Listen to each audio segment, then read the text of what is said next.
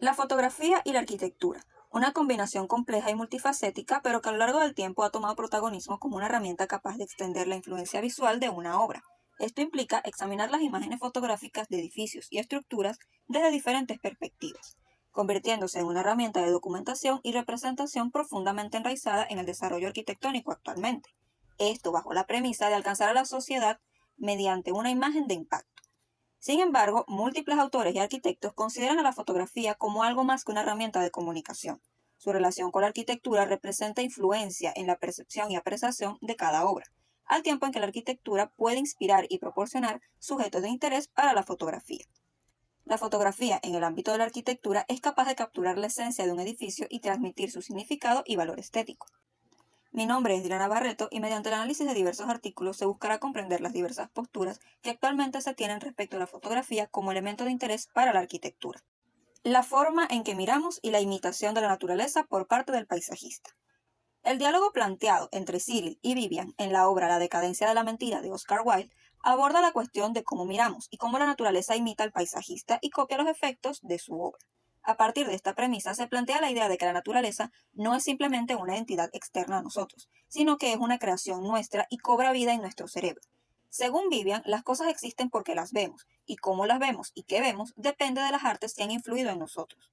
Vivian argumenta que no es lo mismo mirar una cosa que verla, y que solo cuando apreciamos la belleza de un objeto es cuando cobra existencia. En este sentido, Vivian sostiene que la gente ve la niebla no porque haya niebla, sino porque los poetas y los pintores han mostrado el misterioso encanto de tales efectos. De forma similar ocurre con la fotografía. En la actualidad son incontables los edificios, museos, puentes y viviendas que se extienden a lo largo de las ciudades, muchos de los cuales son ignorados por el rápido ritmo de la sociedad. Sin embargo, son estas mismas construcciones objeto de admiración, ejemplo e inspiración cuando se convierten en el centro de una fotografía dedicada a resaltar cada ángulo favorable y transmitir sensaciones capaces de atraer al espectador. De esta manera, el arte tiene el poder de dar existencia a cosas que antes eran invisibles. Vivian considera entonces que la forma en que visualizamos el mundo se extiende incluso a aquello que se considera fuera del orden impuesto por el ser humano, es decir, la naturaleza, afirmando que ésta imita al paisajista y copia los efectos de su obra.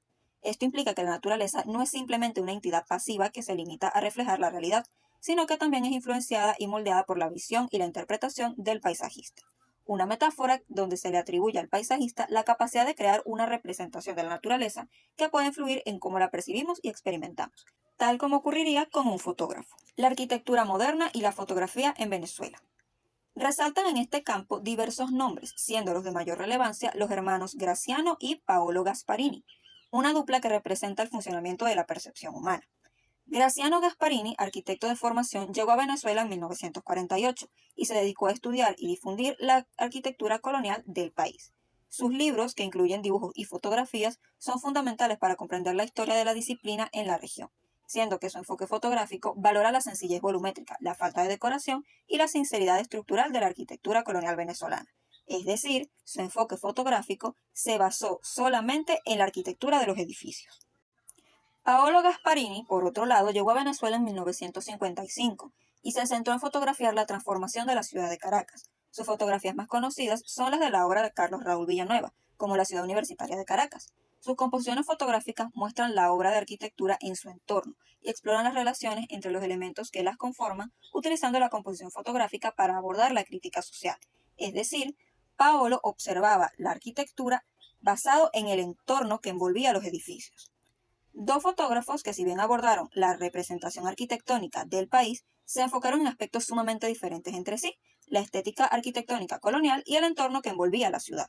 Entonces se puede entender que su labor como fotógrafos comprende más que la emisión de imágenes, sino la representación de su visión personal de la Venezuela de los años 50, el cómo percibían la ciudad y la sociedad en sí. Mirar para que otros vean. Si bien la fotografía es capaz de potenciar la arquitectura, se debe entender que esta, como otras formas de arte, resultan influenciables en el tiempo. Por ejemplo, se observa cómo los fotógrafos del siglo XX se enfocaban en transmitir imágenes de obras valiosas que ya no existen, así como en captar los criterios formales de la arquitectura moderna y hacerlos evidentes para aquellos interesados en el tema. Mientras que en la actualidad, los críticos de arquitectura se centran en encontrar factores determinantes de naturaleza histórica, social o técnica para justificar el cambio de aspecto de los nuevos edificios y escenarios urbanos, sin comprender la magnitud de la renovación de la forma.